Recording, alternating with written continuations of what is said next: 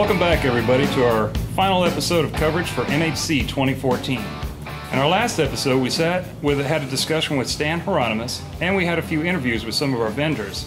And we talked to Jimmy Big Ears, a local homebrewer, about his system and how he uses it. Well, tonight, we're here with Craig Gilbreath, who's going to talk about his system, which is an electric system, electric brewery, which is a new way of brewing. It's a lot safer in a lot of ways, and it's just definitely a different way of doing it. Craig's also going to tell you about a project that's near and dear to his heart called Homebrew for Heroes. And then, basically, we're going to have a discussion about the beer that he's brewing tonight, which is a Session IPA. At Texas Brewing Inc., we like to try to have an in-store competition between all the guys to make the next new kit, and right now we're working on a Session IPA kit. It's a kind of a newer style in a way that's gaining popularity right now. So we'll have a brief discussion of that later on in the episode, and now we're just going to have Craig describe the system for you. Go ahead, Thanks, Craig. Like Greg said, it's an electric system. I'll give you a little run through of why I chose electric brewing, and then I'll give you a brief overview of the system. So basically, to me, the decision was wrapped up around safety. I've got little ones, and I didn't want one of my little ones running up accidentally and scorching themselves on a hot brew stand that's been heated by a gas burner for hours. Also, there's a little bit of an economy, but it's hard to justify that. So basically what we have, your standard single tier system, and you can find the plans at theelectricbrewery.com. The guy that runs the site and designed all this, his name's Cal. He's an electrical engineer, and everything is 100% okay as long as you build to his plans. That's what you did, right? Exactly. I followed his plans. I bought a kit that was the control box, and it was just an industrial box full of ingredients, so to speak. And I ended up cutting all the holes, had the panel water jet cut. I laid it out all on CAD and sent it to a buddy of mine. He cut the panel for me, and I put it all together. Fired it up the first time and no smoke came out, so I was excited. Nice, actually. Yeah. Basically, single tier system. I've got the hot liquor tank, mash tun, and boil kettle, 2 pumps. I don't need to tell y'all how to brew. Y'all know what all that is. It runs on 240 volts at 50 amps. It's all GFCI protected, and I can burn both elements at the same time. At 4,500 watts per element. To me, when I built it on my electric rate, I ran the numbers and it cost about $2.50 to burn both elements and both pumps for 4 hours straight. It's pretty cheap. Not bad at all. Yeah. You feel pretty happy about that on a whole as far as the economic portion of actual brewing goes? Oh, actually brewing, yes. Yeah. Very happy with it. I mean, this is also something that he enjoys as a hobby. So you got to take that into consideration. Yeah. Hobbies aren't cheap. Everybody knows that. No, of course. Plus, you end up with a great product. Has it helped your brewing? Do you feel like you're really nailing it? You know, I was an extract brewer, and my first all grain batch was on this, and it was Stubby's recipe, the alt beer recipe. First recipe that I ever made all grain. Took a first place at a competition. So. Excellent. See, yeah, he nails it. I mean, because he can get the temperatures he wants. He can make everything work exactly as he needs to. Yeah. And he has warnings. He has safety features built in, basically, if there's any problems. Right? Yeah. That about wraps it up. That wraps it up. All right. Well, thank you, Craig. Yeah. And we're going to be back with Craig later to talk about Homebrew for Heroes. Now, though, we're going to go have a few more interviews with some of our vendors, and after that, our discussion with Craig, and then we're going to talk about Club Night. All right, thanks. Hi, I'm Caleb. So what I have here is a new product. It's the thermostat. We have a single stage and a dual stage version. Basically, it's programmable. So similar to like a Johnson Controls, so where it's a controlled outlet, 120 volt AC, it switches on. So if you have a fridge for a cooling source, for instance, or a heating source like a heat belt or whatever, you can have control them both, or either or for the single stage. But basically, you can create programs in there. So if you have multiple phases of your fermentation that you want to automate, you can create a program in there. You can store it inside your device, and then every time you kick off your fermentation device or a fermentation phase, so you start the program, and then so you automate the fermentation phase. So the ferment for 14 days, let's say, and then you want to kick off diacetyl rest, you want to slowly raise the temperature up over 3 or 4 days. This will automate that. Keep it there for a few days, and then if you want to do a cold crash, for instance, it'll slowly lower the temperature down over 3 or 4 days or whatever you program it to, down to the last stage of your fermentation, and then it'll keep track of everything. You can upload the data. You can keep a data log. We have a website out there, thermostatweb.com, or you can create your own programs and download them to the thermostat. We get an SD card for connectivity where you can update firmware, keep track of everything, your history of whatnot, and how you've programmed and how you've run all your information. And it's hopefully a new step forward in fermentation and automation, and we're looking forward to getting it out to you guys. Okay, here we are with Fred with Monster Brewing Hardware. He's a supplier of our mills that we use at Texas Brewing. We really like them. We think they're great quality. And he's got some new exciting features on some of his mills, and we're just let him tell us a little bit about your new product. Well, we've recently come out with a new adjustment mechanism on our larger 2-inch mills.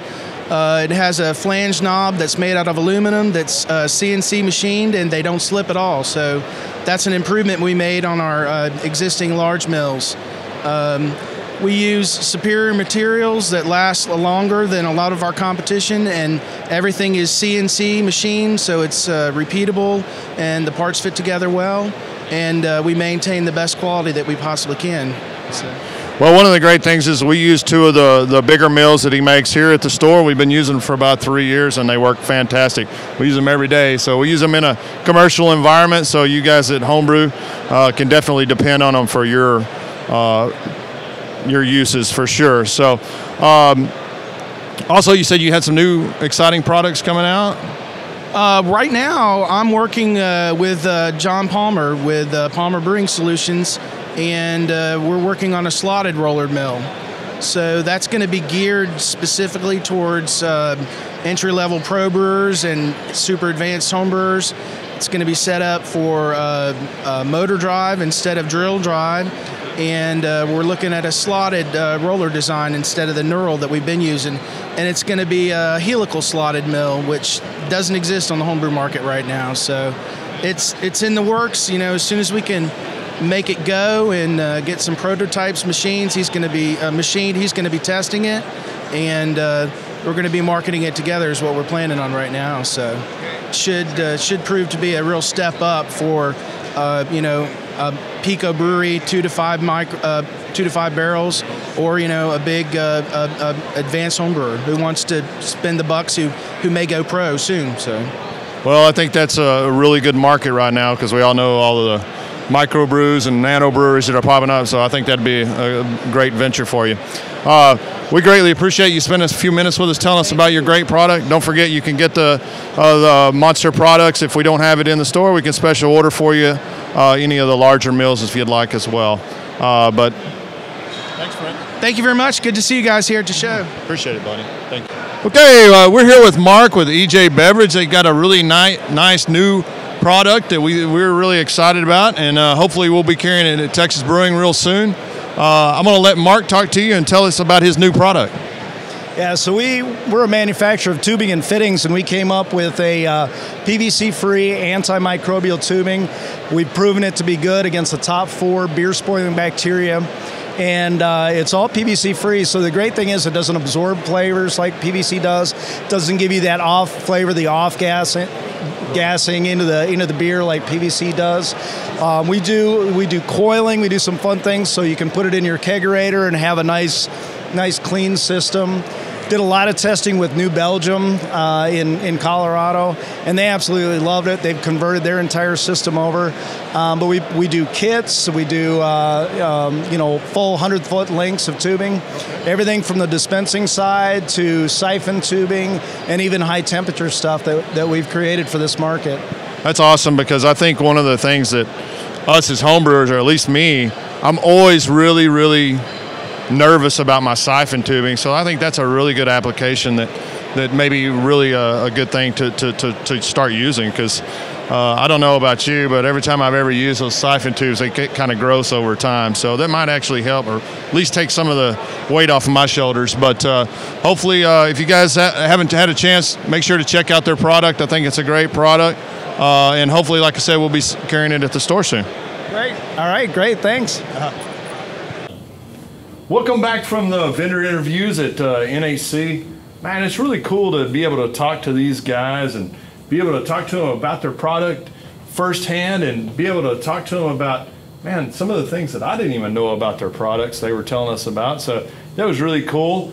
But we're here to talk to Craig a little bit about something that's near and dear to his heart. Homebrew for Heroes. This is a really cool organization that basically I think it's a great introduction for people coming back from different places, Iraq, or Afghanistan, or even your local cops or firefighters or something. This is a great way to introduce people to homebrew, but it's also a way to tell people, hey, thanks for your service, man. Right. So Texas Brewing really supports this particular organization, and not just because he's a local friend and Texas Brewing employee, but we also really support him in all his efforts because I think it's a really good cause. So I challenge all of you guys in different areas or different homebrew stores to do the same that we do and help this organization out, because I think it's a great organization and a lot of fun. So Craig, tell us a little bit about Homebrew for Heroes. Tell us about how to get in contact with Homebrew for Heroes and how you can become part of this great organization. Right. Well, first off, thanks, Debbie, for supporting us. We've appreciated the help and the donations. No doubt. Basically what we are, how we started, my brother told me on Christmas of 2012 that he was being deployed again for whatever time that was. He's been deployed several times. And this time was to Afghanistan. So he and I started discussing how maybe we could brew a batch that would age well over a year deployment, something like a barley wine or a Russian Imperial Stout. And I mentioned it to some of my homebrew club members at the Cap and Hair, and it just organically grew into Homebrew for Heroes. Right. It turned into me brewing beer with my brother and sharing it with him when he got back, to we brewed a huge batch of beer and had a lot of beer donated, actually. Right. Kegs and kegs of beer donated. And we were able to donate nearly 1,000 bottles of homebrew to each of these guys. They each got a 12-pack when they were stepping off the bus at their home base. That's awesome. Man, one of the best memories I have of that distribution, it was below freezing, it was spitting ice on us, and this guy comes up and just gives me a huge bear hug. Yeah. And he could not believe that we had been preparing for 3 months for their return. A lot of the guys were that way. That's yeah, awesome. Exactly. So it grew organically. We are where we are now. We are filing for our 501c3. Mm-hmm. We have launched nationally. Nice. And basically the way it's going to work in a nutshell is there's a need, whether it be a group's coming home from war in a couple of months, or a firefighter or police group, or even an EMT loses a brother out in the line of duty, and that group is nominated. It can be nominated by anybody. It doesn't have to be a home brewer nominating a group. And then once that nomination is approved by their, I guess the person in charge, the decision maker of that group, it will then go to an adoption process.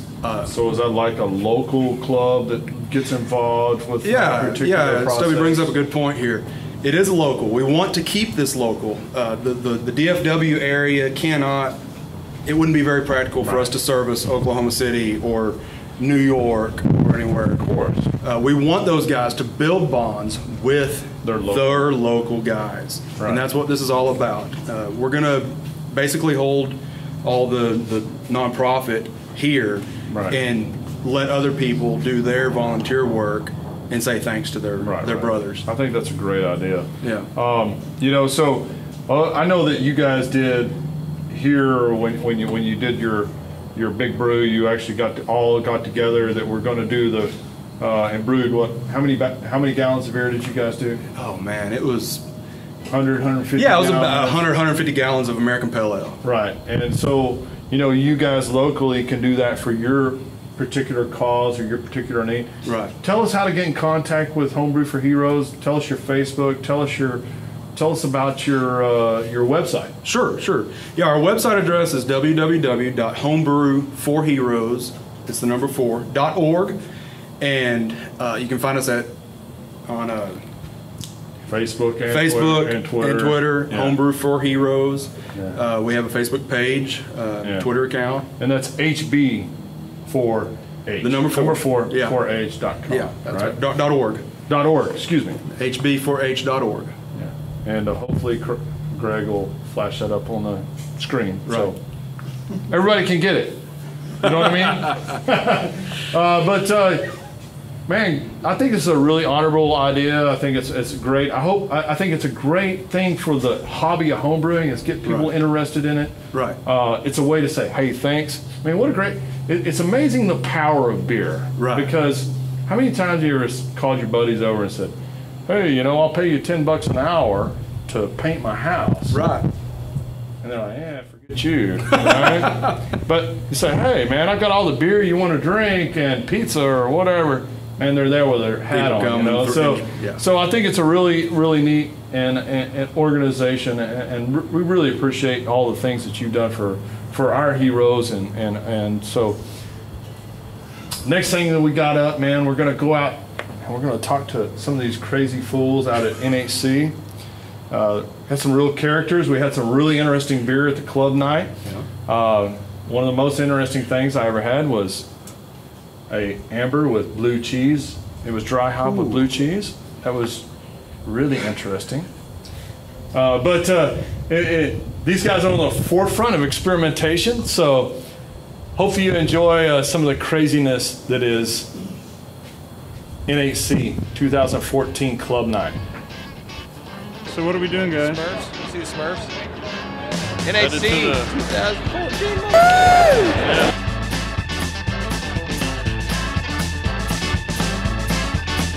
Got my mojo working. Take the glasses on. We're ready for heavy duty drinking now.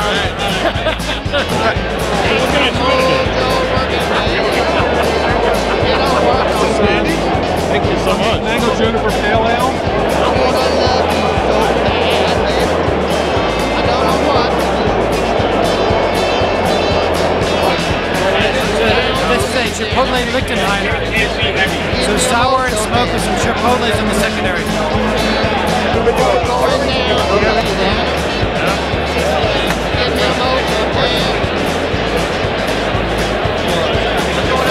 You're dismissed.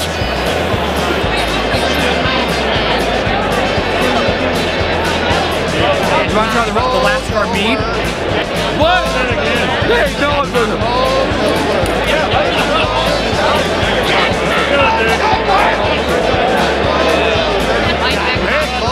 Wisconsin's here. We're here. We're drinking beer. What do you think? Having an awesome time. NHC. Way to go. Well, I heard about the blue cheese. Okay. I got who brewed this?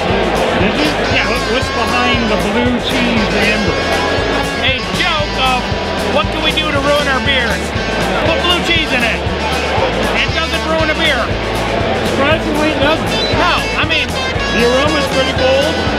not everybody loves it. It's pretty mellow. Yeah, not everybody loves it, but it works. That keg is blue cheese. There's a hot bag full of blue cheese in there right now. How many?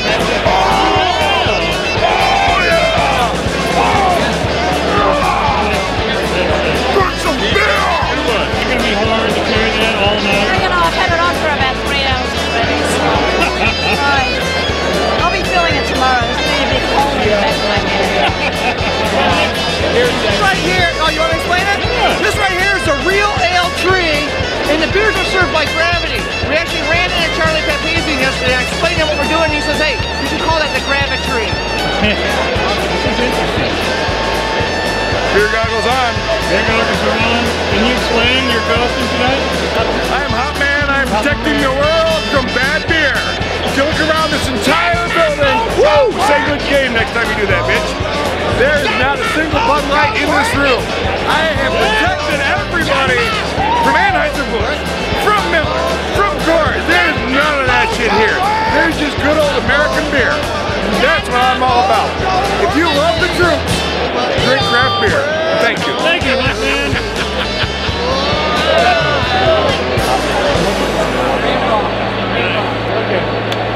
Excuse me, officer. Oh, there we go. Can we come in tonight? Yes, student. You need a password though. What's the password? You tell me. Very good guess. Thank you, sir. Hey guys, so what should I drink tonight? Number one, obviously. Cream soda seltzer. There's no beer here. Gentlemen, Would you like some water?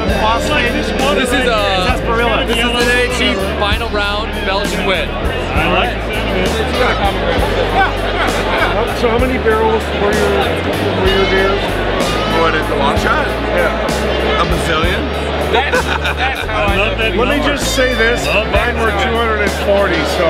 All I know is my face has been all over the whole part of America and probably in like men's restaurants. He had 2 long shots. Yeah, twice over. Only 2-time winner. I had a Lagunitas Pro-Am. But he's so much cuter than I am. I mean, look at that. I got nothing. I mean, look at that. He's fabulous. He is effing fabulous. Yeah, but I got the Portland, like, kind of geeky look. This is from Detroit. He's got the nothing. He's got There's nothing to That's do not with like our middle name. Okay. As far as we know, we're the only 24-hour brew house in the country for our members. We work a lot like a gym. You can come in, you join, it's about $26 a month. And you have 24-hour access to our brew house.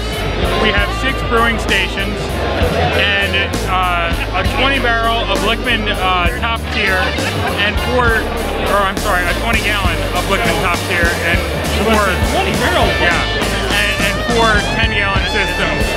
And we all come together and we brew, and we have a temperature-controlled fermentation space that's kept at 18°C all year round. It can hold about 210 fermenters.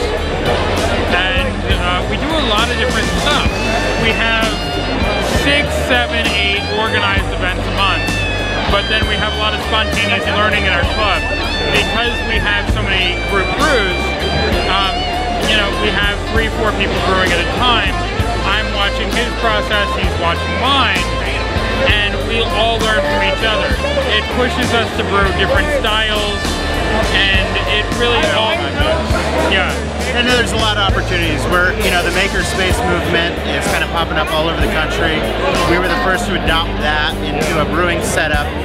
So, as Mark indicated, it's a low monthly cost, $26.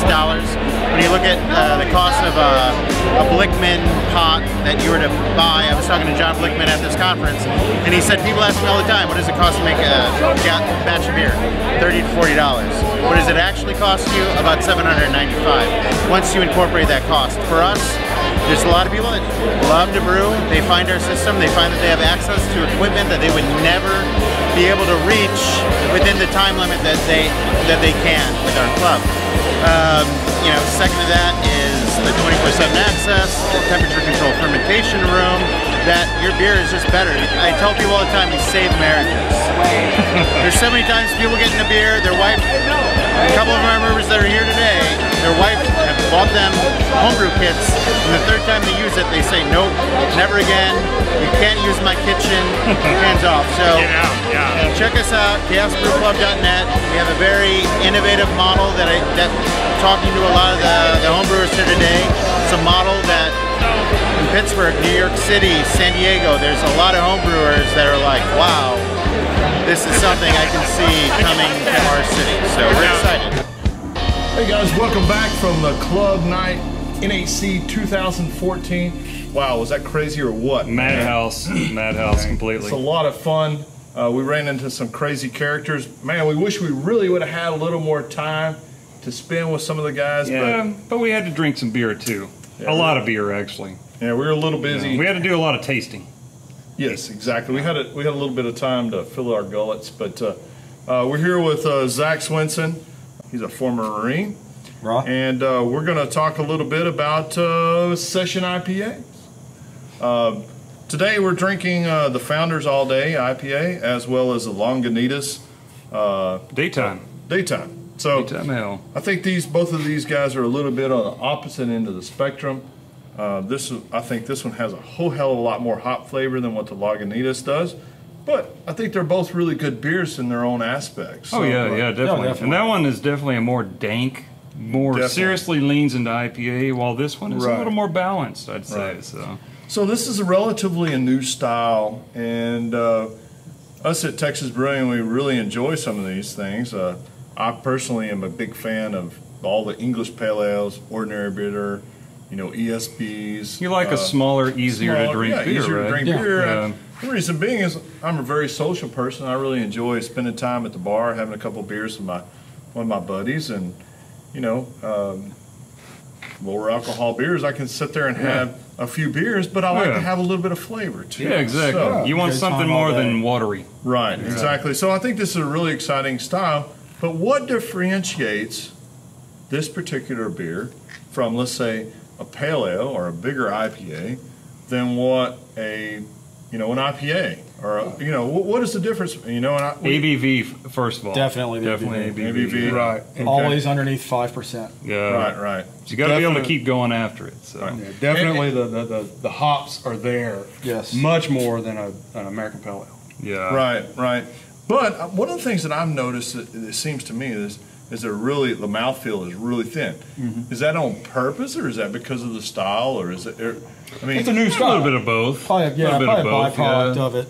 I mean, Right. you're not brewing a high ABV beer, so you don't have all the fermentables, so you end up with a lighter tasting beer. Right. Well, which I really like. I really like some of these beers, and I really enjoyed a lot of them. So, but like I've said, there's some discernible differences. Oh yeah. And we haven't really discerned a particular style guideline for this. Is kind of like the the Cascadian Dark Ale, the Black IPA a couple of years ago. But American Black Ale, whatever you want to call it. I'm much more excited about this particular beer or style than I am that, because you get a whole lot of flavor, low ABV, easy to drink, hang out with your buddies. Exactly. Yeah, it's well like that. Like you bringing that up, that Cascadian Dark Ale, American Black Ale, Black IPA, whatever.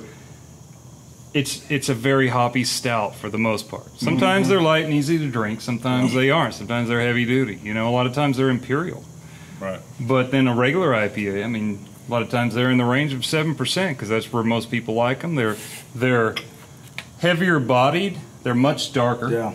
I mean, if you look at both of these, you can see the difference. I mean, we almost have a Pilsner color here versus no doubt a little bit of caramel there, like a pale ale. But I would even say that this is even lighter color, probably less caramel. Oh yeah. Than what you would say even in a pale ale. Definitely. So I guess that leaves less residual sugar, so it makes it a little lighter, little thinner, less body, less mouthfeel. So Stubby, to play on what you're saying about body, how would the home brewer out there boost the body and the mouthfeel in their brew? Well, you could add some dextrin malt to boost up the maltodextrin, or you can use carapils, or you can use some even you can even use like wheat or some of that other stuff to get some unfermentable type sugar. It depends on how you use it. But would any of the flaked adjuncts work? You bet you. Oh yeah, definitely. Oats and whatnot definitely add some body and some character. Maybe a little haze. I think that's one of the things that we experimented with today. I think Craig, on our your version of your Session IPA, you actually use some flaked oats. Right. So we'll see how it turns out. And that's one of the things that we really harp on at Texas Brewing is we really try. I challenge all the guys that work at the store. I'm saying, hey, well, let's come out with a new beer kit, but let's all try to brew something different, and you really get different interpretations of the style. Yeah, exactly. And so what we're hoping to accomplish is actually you as a consumer come out with a great product rather than just something that we throw together. So definitely, and and you want to have a beer that's as good as one of these. I mean. There's no saying that there's no telling whether we're going to have just one Session IPA. Yeah. I mean, that could be the deal. Maybe you like a little more heaviness with the hops. kind of leans towards an all day. Right. You like something that's more in between, a little less? Well, we're leaning a little more towards the daytime, or some of the others that are out there, like the Nooner from Sierra Nevada. Right. It's a good beer too. And I don't really know what these guys are using for hops and stuff like that, and I don't know what it is about the Nooner, but I really get some earthy character compared to even this or that. You know, Definitely. Almost Definitely. like, I don't know if they're using English hops or what, but there's a discernible difference for sure. Definitely. Discernible difference. But it's a lot of fun, and thank you guys so much for coming out and talking to us about, you know, Session IPAs. I think it's a really exciting new beer style that, you know, Americans might actually have something new on somebody else, you know. So hopefully, but for once, for once. So it's really interesting, and we really enjoy. We really enjoyed having you guys out for the Homebrew for Heroes. I think it's a great organization. Definitely. Make sure to double check out the Homebrew for Heroes organization. That's a great deal, and we hope you enjoyed the episode. And come back and see us at Come and Brew It. Cheers. Cheers.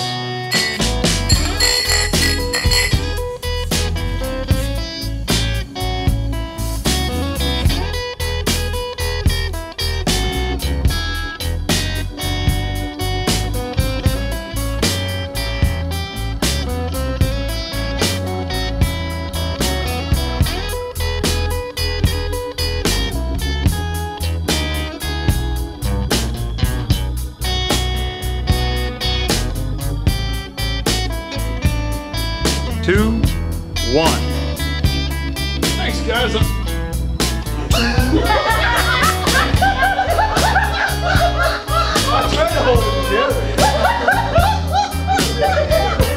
don't even know.